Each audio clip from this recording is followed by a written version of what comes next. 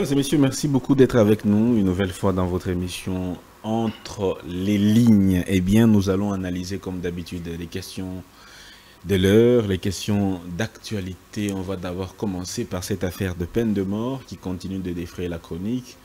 Les Koulouna qui sont aujourd'hui transférés à Angenga pour être exécutés. Mais il y a aussi ce discours du chef de l'État qui dit que la peine de mort concerne simplement ceux qui trahissent l'armée et ceux qui sont justement qualifiés de terroristes. Insécurité dans l'est de la RDC, processus de Luanda, la ligne rouge à franchir pour le président Tshisekedi, c'est dialoguer avec les M23. Pour le Rwanda également, pour que ce processus se reprenne, il faut que Kinshasa s'engage à dialoguer directement avec le M23. Quelle peut être l'issue de ce dialogue? Quel peut être l'avenir de ce dialogue? Est-il finalement fini ou a-t-il échoué finalement? Il y a également l'investiture de Donald Trump aujourd'hui, 20 janvier 2025. Donc, est-ce que son arrivée au pouvoir peut-il augurer de nouvelles relations diplomatiques entre les États-Unis et l'Afrique? Mesdames et messieurs, merci beaucoup de nous faire confiance. On va pas oublier de parler de la suspension du réseau social TikTok aux États-Unis d'Amérique. Maître Jean-Marie-Claude Banza, qui est avec nous dans cette émission, le citoyen révolté. On ne va pas oublier ce sobriquet. Maître, bonjour et merci beaucoup. Merci beaucoup d'être encore une fois avec nous dans cette émission Entre les lignes. Bonjour Dan, c'est comme je ne cesse de le répéter, c'est toujours un plaisir d'être sur ces plateaux puisque nous sommes comme une sorte d'alerte pour faire comprendre aux Congolais que ça ne sert à rien d'être l'opposition ou pouvoir, c'est la même chose. Il faut seulement que chacun amène son opinion, son point de vue de façon constructive et on doit aller de l'avant puisque le socle unitaire, c'est le pays. C'est notre cher et beau pays.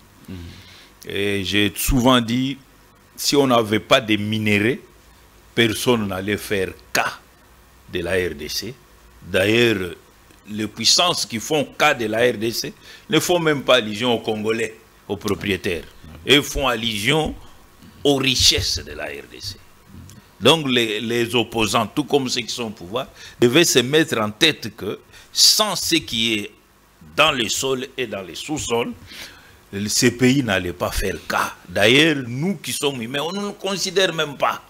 Sauf qu'on prend quelques esprits faibles qu'on manipule et qui viennent à leur tour manipuler notre opinion. Alors sur ces, j'ai voulu rappeler, une fois j'étais avec vous ici sur ce plateau, il avait dit que dans le gouvernement ici, beaucoup de ministres ne travaillent pas. La preuve, vous l'avez hier ou avant-hier, le chef de l'État lui-même est descendu sur terrain. Il a constaté qu'au lieu de 0 trou, il s'est retrouvé en face de 5 millions de trous. Donc, il a compris que son gouvernement-là est rempli de beaucoup de fainéants. Et ça ne sert à rien de chercher à faire plaisir. Il doit arrêter avec les laxismes. Il faut qu'il arrête, puisque tous ces gens, demain, ils vont changer le langage. C'est lui qui sera mis au poteau. Maître Banza, vous êtes de ceux qui pensent comme le professeur Bochab qui disait que notre constitution est dans un primo-ministériel. A plus de pouvoir que le président de la République. Est-ce que c'est cet avis? À faire la lecture, il n'a pas tort. Seulement le poids institution président, puisque c'est lui qui nomme. C'est le président de la République qui nomme. Le fait d'être... Je crois que c'est Sarkozy qui a déjà donné une réponse à cette question. Donc il faut se départager. C'est une opinion que Bochab, en tant que professeur de droit, je crois, administratif, si je ne m'abuse pas, a démontré sur ce qui est écrit dans la Constitution. Et je vous ai souvent dit ici que notre Constitution est très déséquilibrante. Mais en principe, c'est le gouvernement qui a les vécus quotidiens de notre population. Et c'est ce gouvernement qui a beaucoup de pouvoir, certes. Mais dans les faits, c'est pas le gouvernement qui s'auto... comment je peux dire, nomme. Oui, c'est le président qui nomme par ordonnance. C'est-à-dire qui donne le pouvoir d'exercer à travers l'ordonnance. Bon. Donc c'est le président qui donne autant de pouvoir au Premier ministre, conformément à la Constitution, si je peux parler ainsi. Oui, c'est lui qui nomme. C'est une incohérence pour vous? Oui, il y a une sorte de dichotomie. Hein? J'ai souvent dit que notre Constitution, puisque j'ai suivi, je crois que ça doit être Bitakwira, quelque chose comme ça, qui disait que voilà, c'est la même Constitution qui a fait que le président soit élu. Je pense que les gens, je ne sais pas, nous oublions trop vite. Je vous donne le cas de Jacques Chirac. C'est lui qui avait ramené la Constitution, le mandat de 7 ans à 5 ans. Mais c'est la même Constitution qui avait fait qu'il soit président. Son premier mandat, il l'a fait pendant 7 ans. Mais le deuxième, il a fait de sorte qu'on change la Constitution, on a ramené le mandat à 5 ans. Donc c'est pour vous dire que ça n'a pas de sens quand les gens disent oh, c'est la même Constitution qui a permis à ce qu'il soit voté. Non, ce n'est pas la Constitution qui permet qu'on vote un président. La Constitution donne les axes, mais c'est le peuple qui vote. Vous comprenez? Le peuple vote. Mais qui est responsable? Qui sera content du bilan? Soit il est bon, soit il n'est pas bon, mais qui sera content du bilan? Qui on va dire qu'il est responsable de ce bilan-là? Oui, et ça c'est tout à fait logique. Dans un monde organisé, il y a toujours les capitales à qui on s'adresse. On peut dire, ah, sous les règnes de ces capitales-là, il y avait ça, on a fait ceci. Mais l'autre est venu, voilà, il y a trop de ceci, il y a trop de morts, il y a trop de tournements, il y a ceci. Non, ça, ce qui est négatif va être versé sur les épaules, c'est lui qui dirige. C'est tout à fait normal.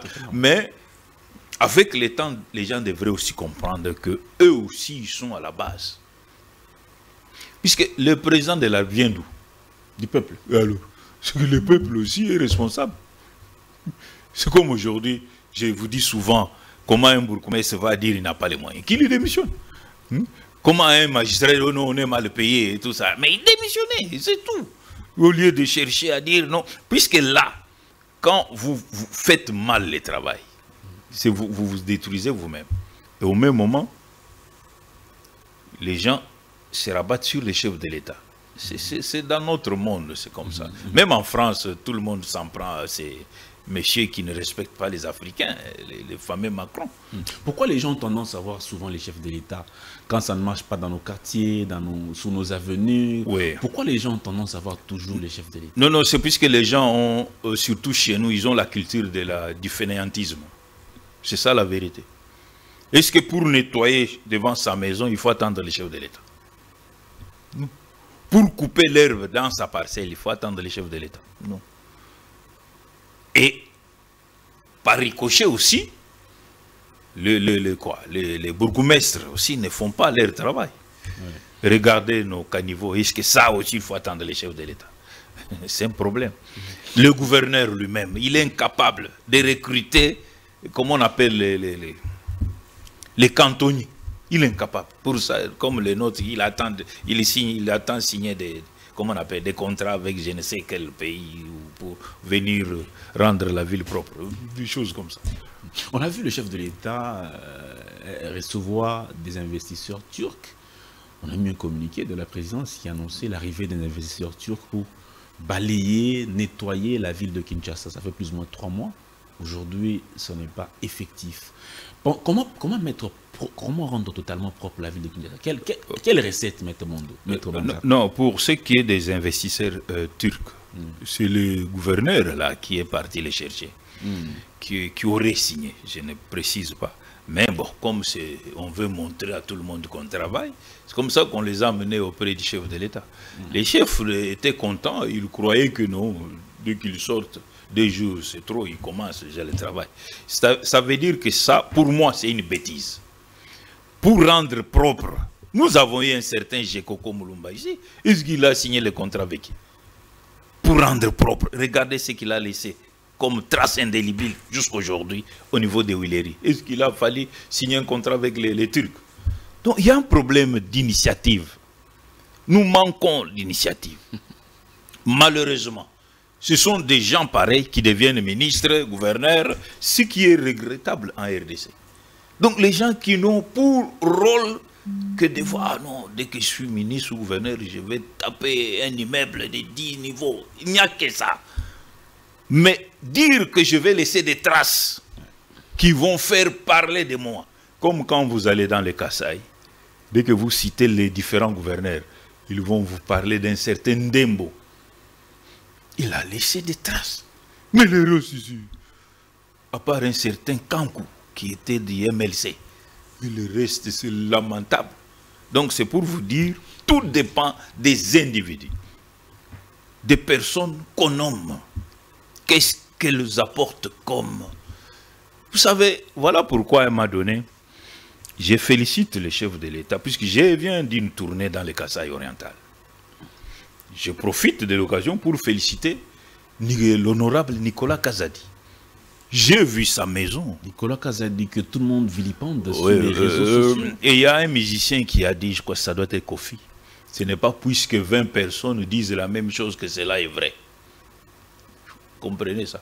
Donc moi, je ne suis pas dans cette polémique-là. Vraiment. J'arrive, j'ai vu la maison qu'il a construite dans les Kassai. J'ai vu la maison qu'il a construite à Miabi. Mais il y a des gens qui sont autour de Fatih. Dans leur village, il n'y a même pas une bicoque. Il y a des gens autour de lui. Même pas une bicoque.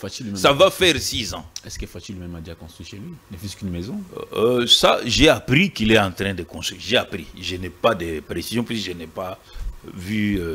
on ne m'a pas montré une maison qu'il aurait construite, ni celle de ses frères. Je n'ai pas vu. Et vous le félicitez pourquoi? Non, je le félicite puisqu'il a permis. J'ai vu les routes qu'on a construites dans la ville de Mbujimaï. Non, j'ai beaucoup aimé. Je ne m'imaginais pas voir ces routes-là. Ça. Et puis il y a un quartier que j'ai vu. Je me disais, mais ici aussi il y a des maisons comme ça. Non, c'est très beau. J'ai aussi visité les tarmacs de l'aéroport de Bipemba, comme on dit. Non, papa, il faut aller visiter. Demandez à Dan de te payer quand même, plutôt à Bossembe, de te payer quand même un peu de frais d'émission. Allez visiter. Non, j'ai aimé. Ça, c'est... Si ça se termine aujourd'hui, ça sera impeccable. Le tarmac est élargi. Hein? Oui, vraiment élargi. Ça, j'ai félicité. Mais les autres... Mais on apprend que quand vous descendez à l'aéroport de Mbujimaï, excusez-moi, je n'ai pas fait de tour là-bas, oui. On voit des gens venir demander l'argent. Il y a, mais quand moi je suis allé... oui, assez prononcée là-bas. Attention, oui. Attention, il ne faut pas confondre les époques. Quand moi je suis allé, je n'ai pas vu ces mendiants. J'avais aussi la curiosité de voir les mendiants, là. Je ne les ai pas vus. Sauf que la quinoiserie les a aussi rattrapés. Vous êtes à l'hôtel le matin, surtout quand ils vous voient bien chic là, ils croient que celui-ci vient de Kinshasa. Là, j'ai vu. Mais là, il y a eu une certaine période... Les petits-enfants qui sont tous... Non, les petits-enfants, c'était à l'époque où il y a eu épuration ethnique dans les Grands Katanga. Ah oui. Oui, les enfants qui se sont retrouvés sans papa ni maman. Ce qui est tout à fait normal. Et il ne faut pas oublier que c'est le kabylisme qui a détruit l'Amiba. Puisqu'il y avait des gens comme le feu Moïse Kongolo qui descendaient là-bas, ils prennent autant de millions. Demandez à Katendemouya, vous allez voir, même dans les rapports qu'il avait fait, même l'autre, je m'excuse, même l'autre ici, même Charles Okoto avait fait un rapport dans ce sens. Oui. Les gens venaient, ils prennent l'argent. Malheureusement, comme je l'ai dit l'autre fois, il faudrait que notre pays, qu'on arrête les systèmes de...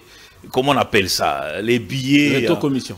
Non, bon, ça aussi. Mais je voulais parler de cette culture que nous avons de porter des mallettes pleines de billets de banque. Ça favorise les détournements. Ça favorise la mégestion. Il faut qu'on mette fin à cette pratique, à cette culture. Aujourd'hui, pourquoi les banques qui sont ici en RDC ont des difficultés? Vous savez pourquoi? Puisque toutes les masses de l'argent, des billets, des banques, sont dans les institutions. Je vous l'ai dit, c'est dans les institutions. Vous trouvez dans les bureaux d'un chef d'institution, il y a des millions de dollars. Comme ça, il prend, il achète les journalistes, surtout les journalistes, qu'on achète facilement. Il prend, il achète, c'est lui qui parle trop là. Allez, et les types croient que Dieu est descendu ces jours-là. Alors que c'est l'argent qui est censé être dans les circuits bancaires. Et c'est comme ça, vous voyez des fois, quand vous allez devant les banques, toutes les banques commerciales, vous verrez des files indiennes. Pourquoi? Puisqu'on veut servir, après on vous dira non, Internet est Cathy. Le quota, il n'y a plus de liquidité. Tout est à l'Assemblée nationale, à la présidence, dans les ministères. Il faut qu'on mette fin à cette pratique. L'argent doit circuler dans les banques, des banques en banque. Mais ici, chez nous, c'est des bureaux, des structures, des institutions, en bureau, des structures, des institutions. Voilà comment les choses ne peuvent pas aller de l'avant. C'est ça notre élève. Donc il faut que les gens comprennent ces choses. Il faut que les gens comprennent ces choses. Mais Maître Banza, aujourd'hui, vous avez fait les tours dans le Kasaï. Vous liez les propos du gouverneur Moïse Kamboulou à ce que vous êtes dans le Kasaï oriental, pas dans le Kasaï central. Voilà. Oui. C'est toujours l'espace. Hein? C'est toujours l'espace Kasaï. La province est abandonnée. Ils n'ont pas d'infrastructure. Ils n'ont pas grand-chose. Ils sont pauvres. Est-ce que vous liez ce que vous avez vécu vous-même et ce que le gouverneur Kamboulou a déclaré? Mon cher Dan, tu es journaliste. Aujourd'hui, tu fais la une. Il faut savoir qu'il y a des gens qui aiment parler pour parler. L'espace Grand Kasaï est tel qu'il est depuis l'indépendance. Ce n'est pas une chose qui date d'aujourd'hui. Vous voyez ça? Le problème qui est là est que les gens nous avons eu un semblant d'indépendance, mais ils n'ont pas montré à la face du monde leur capacité de rendre vitales les juridictions qu'ils dirigent. Je peux prendre le cas de Claudel Loubaye. Il fut gouverneur là-bas. Quelles sont les traces qu'il a laissées? Rien. Mais aujourd'hui, ils sont des donneurs de leçons. Donc, retenez une chose. Lorsque vous faites du mal aujourd'hui, les conséquences peuvent venir 30 ans après. Oui. C'est ce que les gens oublient. Vous prenez tout, vous venez construire à Kinshasa, vous allez à l'étranger, tout l'argent. Il y en a qui ont acheté presque tout un quartier à Limité quand ils étaient gouverneurs. Alors, tout cet argent pouvait servir à macadamiser les routes, à faire des écoles. Puisqu'on a tendance à oublier que les gouverneurs devraient faire jouer les rôles. C'est le gouverneur qui devait construire, faciliter la tâche. Prenons le cas du Kasaï oriental. Pourquoi la plupart des commerçants ont fui le Kasaï oriental? C'est parce qu'il y avait un gouverneur tyran qui a fait 12 ans là-bas. Vous parlez de Ngoï-Kassanji? Bon, je parle d'un gouverneur tyran qui a fait 12 ans. Et tout le monde a fui, les dames qu'on connaissait très puissantes, là, les dieux m'a donné, ont fui, ils ont abandonné le Kasaï oriental. Donc quelqu'un voulait rester seul, en train de régner seul, puisqu'il y avait un président qui lui a donné l'opportunité de faire du mal à sa propre province. Et aujourd'hui, ce sont des donneurs de leçons. Vraiment. Maître Banza, quel aspect positif retenez-vous de 18 ans de Kabila? Aspect positif. Il y en a ou il n'y en a pas dans la gestion du pays? J'ai entendu les gens dire que voilà, il a réussi à réunir le... Non, vous savez, c'est compliqué. Hein? J'ai difficile à donner... Quelle comparaison je vais faire? Ne fût-ce qu'un seul aspect positif. Comme quoi? De Kabila. J'ai seulement vu qu'il est devenu riche. Il n'a pas réunifié le pays? Non, lui, il avait la force de réunifier le pays. On nous a fait semblant, on nous a fait croire qu'on a réunifié le pays, alors qu'on sait que c'était la décision des belligérants internationaux. L'Union européenne, tout ça. C'était ça, le vrai problème. Les gens qui parlent des 18 ans de Kabila, je préférerais qu'on fasse ceci, qu'on laisse Tshisekedi faire aussi 18 ans. Comme ça, nous allons faire la comparaison des bilans. Là, au moins, ça sera juste. Donc, nous depuis qu'on est indépendant, je peux aller sur le plan même monétaire. Vous verrez que notre monnaie va toujours. Hein? Oui. Rien ne marchait. Voilà, c'est sur ce point-là. Tout ça pourquoi? Puisque, comme je ne cesse de le dire, le gouvernant ne travaille pas. Il ne travaille pas. Il ne travaille pas. Vous savez que rien que le secteur du travail et de l'emploi, rien que ce secteur, on peut engendrer la moitié du budget national. Le secteur de l'emploi. De l'emploi. Par quel mécanisme? Ah, voilà. Tout état normal vit des droits, taxes et redevances. Mais vous avez suivi avec moi, je ne sais pas si vous étiez distrait ce jour-là. Oui. En Chine, des millions et des millions des Indo-Pakistanais qui passent par la Chine pour venir chez nous. Et il faut ajouter les Chinois. Vous voyez, quand les Chinois viennent, ils sont au nombre de combien?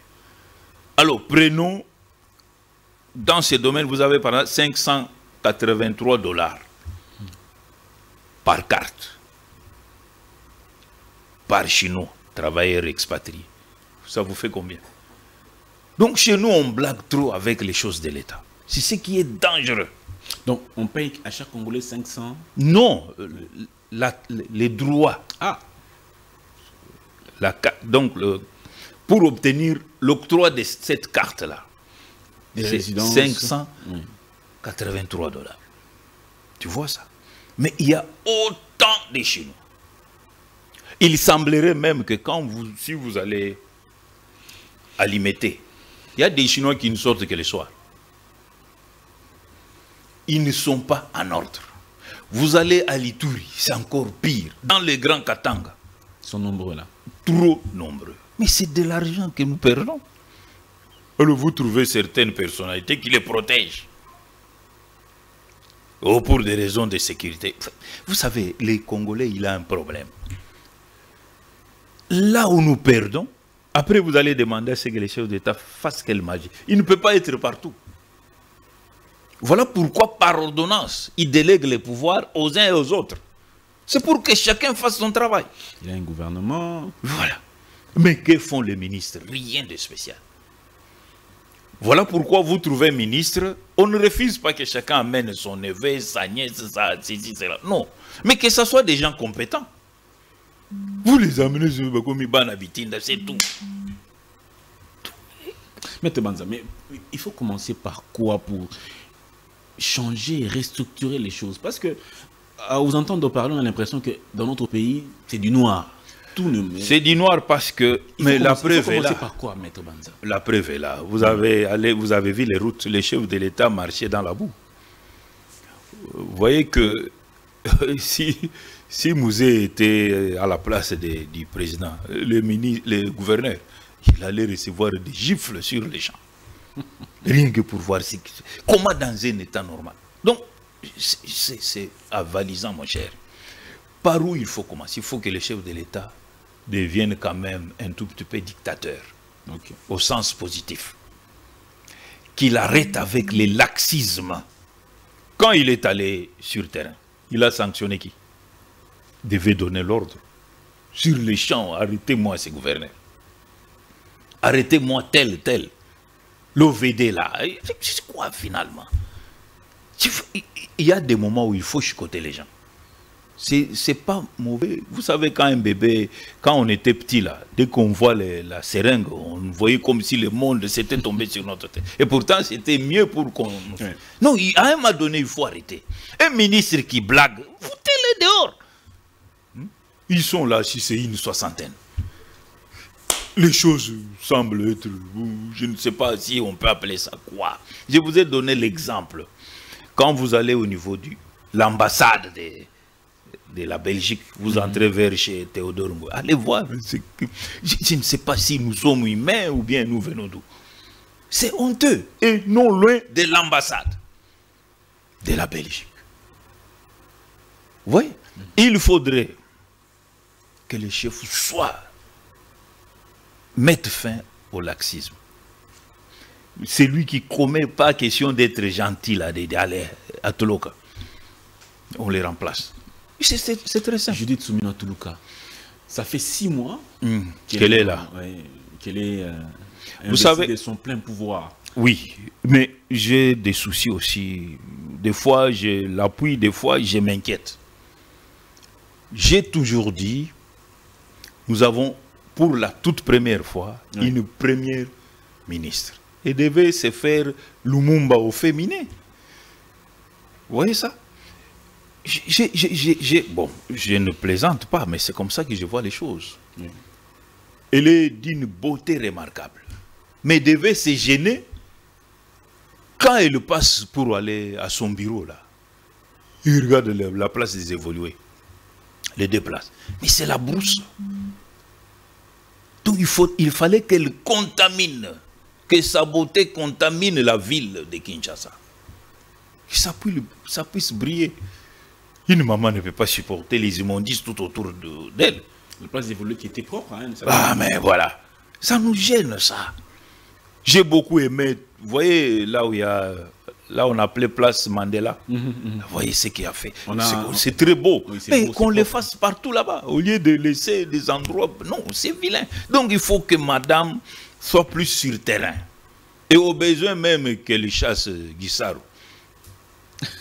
Ça fait 4 ans qu'il est presque là, il n'y a rien qui s'est fait. Au lieu de 0 trous, c'est 5 millions de trous qu'on a. Donc il faut à un moment donné qu'on mette fin à des bêtises pareilles. Le vrai problème, c'est qu'il faudrait que le président se retrouve avec sa première ministre, entouré des hommes et des femmes qui ont des initiatives et qui travaillent. Pas les gens qui passent leur temps à signer des arrêtés bidons, qui ne marchent pas, qui compliquent même le gouvernement. Non. On a besoin des hommes et des femmes. Il dit, bon, dans mon domaine de l'emploi, voilà ce que je peux faire. Oui. Vos frères et sœurs sont maltraités chez les Indo-Pakistanais et chez les Libanais. Mais vos inspecteurs du travail là, vont se faire corrompre et les dossiers tombent. Vous trouvez ça normal? Mais le ministre est là. Et il est bien informé.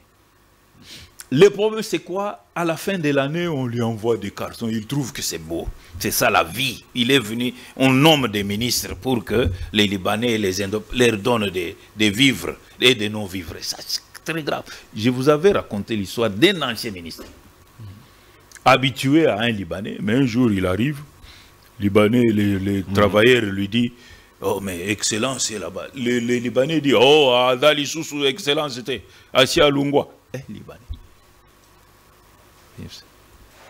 Vous voyez des choses comme ça. Donc, il faudrait que le président prenne son pouvoir à deux mains et mette des hommes et des femmes et qu'il réduise même la taille du gouvernement. Donc, les erreurs de premier mandat sont en train d'être corrigées. Corrigées par où? Moi, je ne sais pas. Est-ce que vous ne sentez pas que le chef est maintenant un peu plus... Je lui propose qu'il prenne son pouvoir à deux mains. Vous voyez?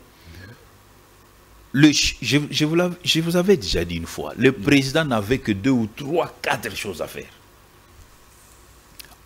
Encadrer comme il se devait les militaires et nos vaillants Ouazalendo. Puisque sur ce point, je devais dire quelque chose. Oui. Il faudrait qu'on voie la coordination entre les Ouazalendo et certains généraux. Des fois, on apprend qu'ils sont en contradiction. Oui, justement. Je félicite quand même le ministre de la Défense qui, d'ailleurs, c'est lui qui défend surtout les Ouazalendo. Donc, il faut faire plus. Il faut qu'il y ait une bonne coordination entre les généraux et les Ouazalendo. Ça, c'est l'aspect sécuritaire. Dans un état normal, Maître Banza. Non. L'armée qui défend la nation. Papa. Dans un état, dans une république. Je vais vous dire une vérité. Hein. Quand on est attaqué, on n'est plus dans un état normal.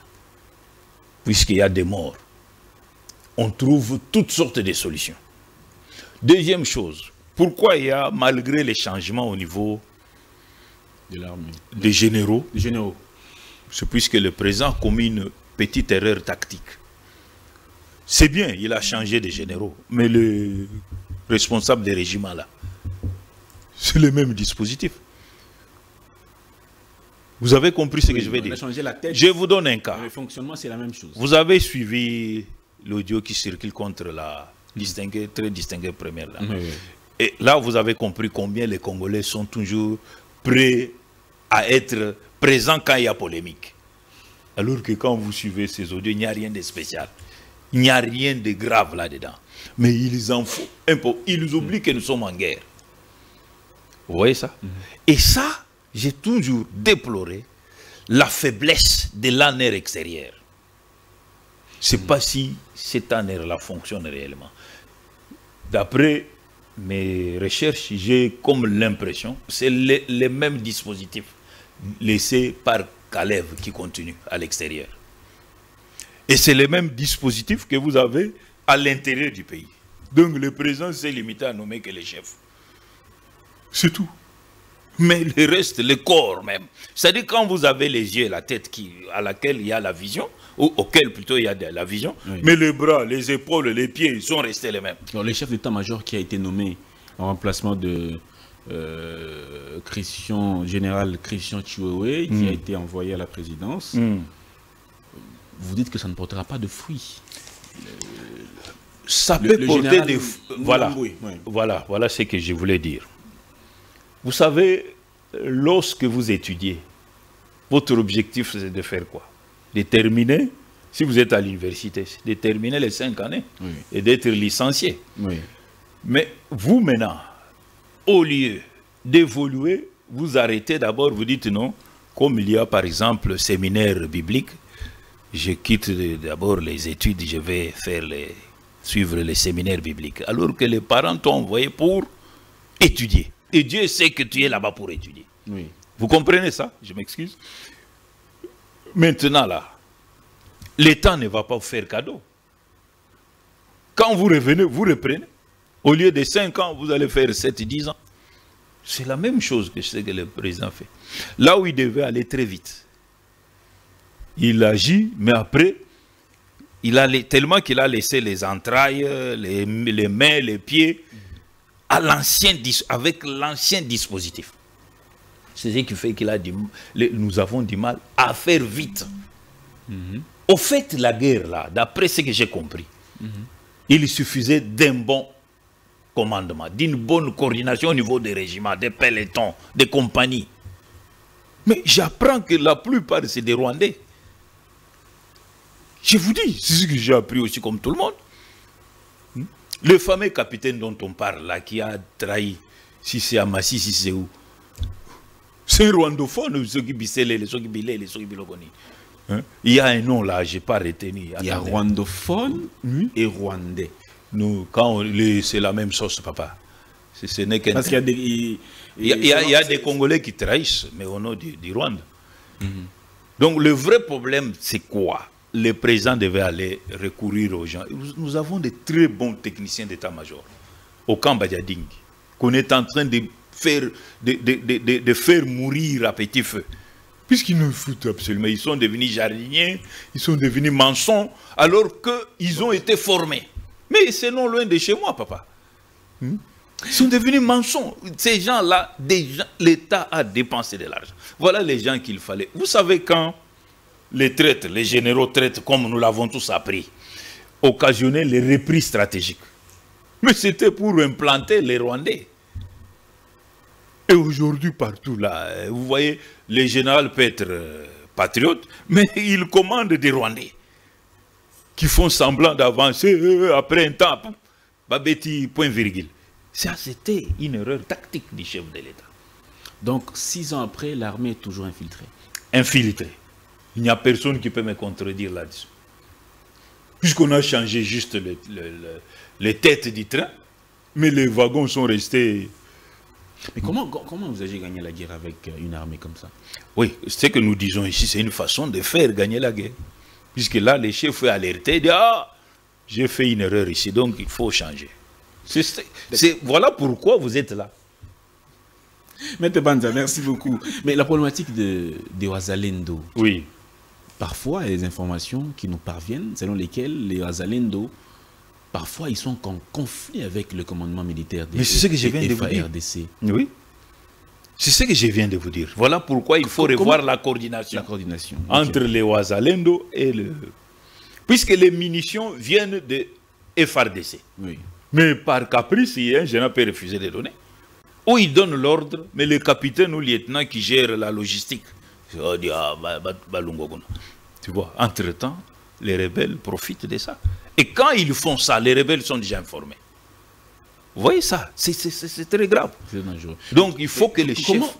Comment nous sommes devenus infiltrés à ce point-là? Oh, Quels sont les éléments qui nous ont... Pourquoi nous sommes devenus tellement infiltrés, Maître Papa, Banza? ça fait 30 ans qu'on est infiltré, mon cher ami. Mais pourquoi? Non, c'est puisque nous avons été...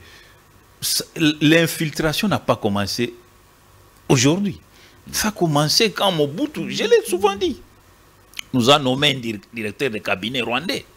À ce moment-là? Si, vers les années... Vous savez, voilà. Mm. Et ces messieurs, vous avez eu même un général, commissaire général de la police nationale, un Rwandais. Le fameux son fils, il paraît. Ou son petit-fils, je ne sais pas. Mais comment voulez-vous qu'on...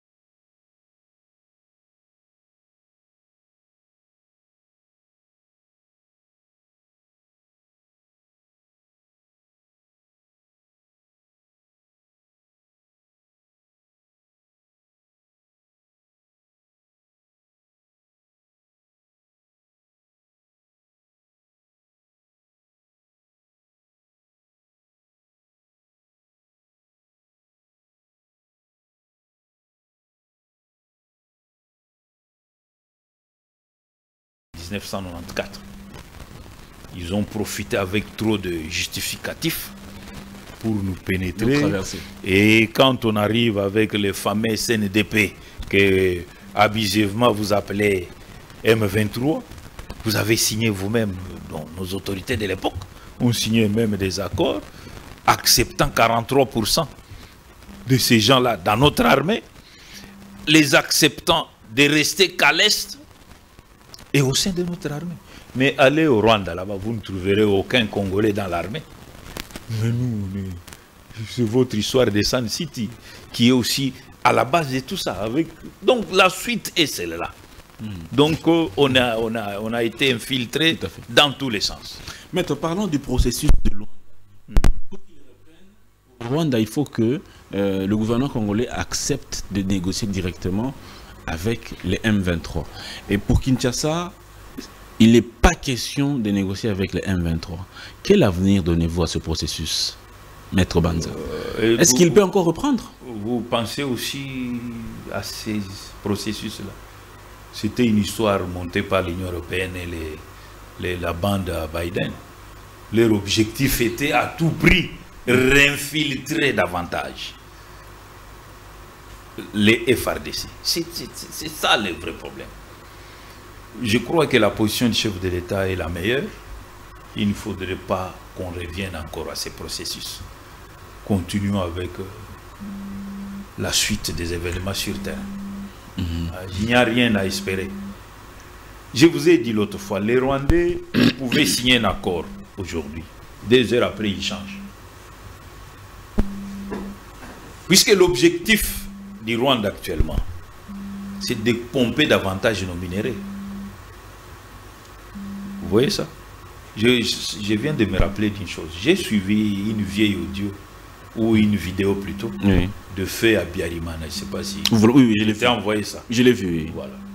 Vous avez compris la profondeur de ce qu'il a dit. Si on arrivait à ces niveaux-là, on ne serait jamais infiltré. Maître Banza, puisque vous parlez de trahison au sein de l'armée, le chef de l'État dit que les personnes qui sont... la peine de mort est réservée strictement aux gens qui trahissent et puis ceux qui sont... qui s'adonnent au terrorisme. La question que je pose, est-ce que vous êtes abolitionniste de la peine de mort ou bien rétentionniste?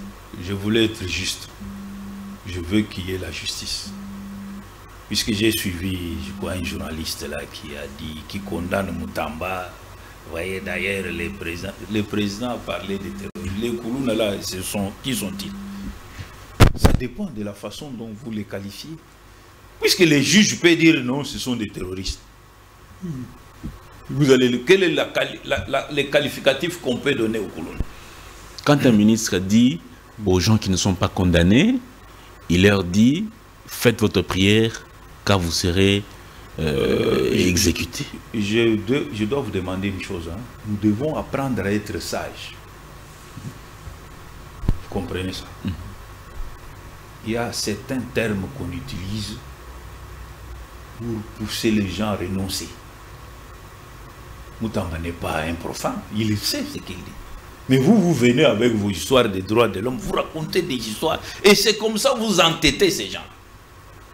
Qui ignorent tout intérêt, c'est qu'on ne va pas tuer les colons. Vous le savez. Mais il les dit pour des raisons stratégiques. Vous venez là, vous commencez à raconter des histoires. J'ai suivi mon jeune frère là, Mobenga, il lui raconte des histoires. Lui, il connaît les droits. Lui. Dans notre pays, chacun a sa vérité. On fait une chose pour que le président sait qu'on n'a pas tué. Il le sait. Il l'a dit indirectement, mais tout en vous mettant dans une sorte de débitalité. Quand il parle de terrorisme, un magistrat peut qualifier un Koulouna de terroriste. C'est quoi un terroriste? C'est quelqu'un qui règne par la terreur. Ce qu'ils font là, quand vous venez la nuit, vous voyez quelqu'un qui fait comme ça avec une machette. Ce n'est pas de la terreur, ça. Donc il faut... On fait des choses pour qu'il y ait de l'ordre. Non, vous venez comme vous êtes journaliste connaisseur. Vous commencez à raconter des histoires. Pour le non, moi j'ai raison. À un moment donné, j'aurais voulu que les Koulouna là aillent seulement frapper ces journalistes. Comme ça, on verra qu'ils ne les tuent pas. Mais comme ça, on verra ce qu'il viendra dire. Vous savez qu'en 2010 ou 2012, il y avait un journaliste à l'Est là, qui condamnait, je crois qu'il condamnait le général Kanyam. Mais quand, à partir de là, on l'appelle, on vient de violer ta petite sœur, on lui a même coupé tous les doigts. Ah, il a changé de langage. Donc c'est facile de raconter des histoires. Regardez ces gens-là, quand ils atterrissent devant toi. Si Dieu lui-même n'intervient pas, en tout cas, tu es foutu. Et on cherche, on fait des stratégies. Vous venez pour montrer que vous connaissez les droits plus que les ministres de fin. Non. Là, les ministres jouent le rôle, il a deux rôles. Il joue le rôle politique et le rôle de justice. Mais au lieu de réfléchir, non, vous ouvrez toute une vidéo là pour raconter des histoires et montrer à la face du monde que vous connaissez mieux que le ministre. Oh, le président l'a contredit. Vous faites quoi finalement? Donc vous encouragez les Koulouna à surgir davantage. Oui, certains se battent pour les innocents qui sont aussi dans ces mêmes... lesquels innocents? De quelle preuve vous avez que ces gens-là étaient dénoncés? Ils ont été dénoncés. Il y a des dénonciations de beaucoup d'abus aussi. Ah non, vous savez, la plupart des gens parlent puisqu'ils n'ont pas encore rencontré les Koulouna. Les gens qui trouvent une femme qui était presque en train de vouloir mettre au monde, on l'amène, on prend et la femme, on viole la femme, on ouvre le ventre, on tue son mari. Et vous voulez nous dire que vous connaissez les droits, vous connaissez la justice. Puisque ce n'est pas votre sœur qu'on a fait ça, à qui on a fait de telles bêtises. Et on monte des stratégies, vous venez pour... C'est comme un papa qui dit à son enfant, tu cherches la viande, alors que le papa avait placé la viande dans le gros foufou là. Et toi tu viens, oh, ton père ment, la viande est dans le four. Vous voyez un peu ça. Donc nous avons un problème sérieux dans notre pays où les gens ne développent pas la sagesse, ne comprennent pas que ça c'est une stratégie. Vous voulez montrer, c'est ça le problème. Mais est-ce qu'il faudra étendre la peine de mort aux détourneurs de deniers publics comme... Oui, là je suis d'accord. Je suis d'accord. Quand quelqu'un détourne des millions, il a tué combien de gens? Quelqu'un prend à lui seul 20 millions, 30, 15 millions, 6 millions, il est bon coup. Mais il a tué combien de gens? Vraiment. Hein? C'est de la méchanceté. C'est pire même que la bombe qui était tombée sur le Japon. Vraiment. Un petit mot sur Trump. Oui. De Trump. Le vrai problème avec Trump, bon, j'entends, je vois des déclarations, mais retenons ceci. Les Africains doivent se définir. Trump n'est pas Dieu pour l'Afrique. Je vois les gens en train de... Oh non, on nous a invités. J'ai appris, je crois c'est mon jeune frère qui m'a même rappelé ça. Aujourd'hui, Trump vend la participation à son investiture. Maintenant, vous rêvez, là, on nous a invités. Non, vous savez, ceux qui partent, la plupart achètent. Il faut dire ça à notre population. Je vous rappelle une chose. Le président ghanéen a prêté serment. Il y avait... Quel est le président occidental qui est venu? Vous tremblotez là, oh, Trump. Et Trump. Pas le corps diplomatique. Comment? Le corps diplomatique a représenté... Mais non, mais comment? Si Trump là avait dit, non, venez, tu allais voir comment tous ces présidents allaient monter dans l'avion comme des... Je ne sais pas, quand est-ce que nous, on va être indépendants? Quand est-ce qu'on sera indépendant? Vous voyez un ministre, il tombe malade, il fait pression sur celui des finances, il doit aller en Europe. Mais finalement, qu'est-ce qu'on... je ne sais pas. Nous n'avons pas... Les jours où on aura le Parlement. Je croyais que celui qui est là allait être meilleur, mais je commence à me décourager. Qui ça? Et nous, les parlementaires que nous avons là. Ça, c'est vraiment... Je ne sais pas... Je rappelle une chose, que le président n'ose pas offrir des jeeps à ces gens-là. Ils ont déjà suffisamment d'argent qu'ils souscrivent au crédit à CFAO, qui en prennent leur poche. Sinon, cet argent prévu pour ça, achetons les tracteurs. Burkina Faso a acheté des avions pimpant neufs. Mais chez nous, on nous parle en français. On nous explique des termes, des gros mots, pour justifier des histoires. Et l'autre, là, se vante même, l'ancien Premier ministre, là, se vante d'avoir des histoires de 5 mains. Et comment on appelle? Seconde, troisième, cinquième main. Et il est content. Et finalement, Burkina Faso, 2 avions pimpant neufs. Près de 4000 tracteurs. Vous voulez acheter des jeeps aux députés. Donc finalement, nous allons où? Donc pour finir, puisque je sais que tu es déjà pressé, que le chef de l'État se concentre sur l'achat des tracteurs, des ambulances, des véhicules anti-incendie. Regarde, il y a trop d'incendies dans notre pays. Qu'il renforce la formation médicale en RDC. On n'a pas besoin de prendre tout le temps les avions pour ça. On va enrichir ces gens-là. Tout en se concentrant sur la guerre à l'Est, mais il doit veiller sur les différents commandants des pelotons, des compagnies ou des bataillons. Il faut qu'ils vous revoient ça. Changer les généraux, oui, mais ils vont régner sur des infiltrés. Vous voyez ça? Et qu'ils revoient aussi les dispositifs des services de sécurité, surtout à l'extérieur. Je me souviens de quelque chose. Moi, je me suis beaucoup intéressé à mon pays. Je sais que jusqu'à ce jour, les dispositifs laissés par Kalev est encore là, à l'extérieur. Je connais beaucoup d'amis. Mais comment voulez-vous qu'on ne puisse pas se jouer de la très distinguée première dame? Une arnaqueuse comme celle-là, on la laisse comme ça. Il fallait l'arrêter. Et vous avez compris qu'est-ce que font les Pierrot Loire en Europe? C'est ça, des choses comme ça. Ils ont des réseaux. Réseaux pour avoir 300 000 €. Et voilà des choses comme ça. Donc, moi, personnellement, j'ai essayé de suivre tous ces audios. Je me suis rendu compte que, et comme les chiens entraient en train de se rentrer dedans. Donc, c'est des choses à banaliser.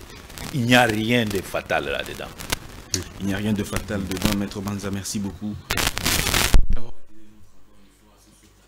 Entre les lignes, on vous réclame un peu trop. On dit Maître Banza, finalement, on ne connaît pas sa position.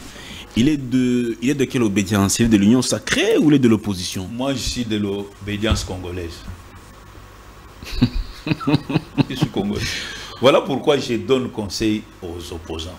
Si moi, j'étais à leur place, au lieu de chercher à aller voir l'assassin du Rwanda là-bas, il fallait se concentrer. Observer les erreurs de Fachi, les noter, observer, parler avec la population. Voilà, moi, comme ça en 1928, là, 2028, pardon. Oui, oui. Postuler. Vous êtes là, oh, article 64. Non. C'est manquer de sagesse et d'intelligence. On commence à vous manipuler par les petits pays comme le Rwanda. Ça, quand même. Donc, je termine en rappelant au président de la République qu'il se batte pour mettre fin à la circulation des liquidités dans les institutions. Que tout le monde voie l'argent à la banque. C'est tout. Vous trouvez dans un bureau d'un individu. Un carton et un bureau quoi. Dollars.